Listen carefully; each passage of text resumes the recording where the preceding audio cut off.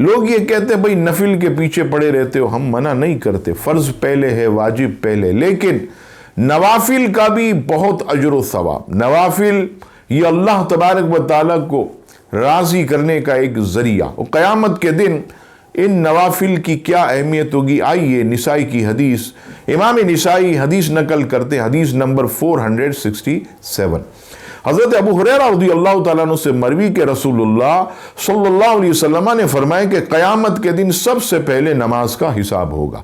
اگر فرض نمازیں پوری نکلی تو پوری اور مکمل لکھی جائیں گی، اور اگر کم نکلی تو رب کریم فرمائے گا دیکھ کیا اس کے پاس نفل نماز ہے، اس میں سے فرض کا نقصان پورا کیا جائے گا، پھر باقی اعمال کا بدلہ بھی اسی طرح ہوگا۔ سبحان اللہ۔ یعنی اگر فرائض کم ہوئے اور نوافل ہوئے تو اللہ تعالیٰ اپنے فضل سے، یعنی جسے رب تعالیٰ بخشنے کا ارادہ فرمائے تو بہانے جو ہے وہ اس کی رحمت تلاش کرتی ہے، تو اس طرح نوافل کو فرضوں میں بدل کر میرا مولا اسے جنت کی طرف روانہ کر دے گا۔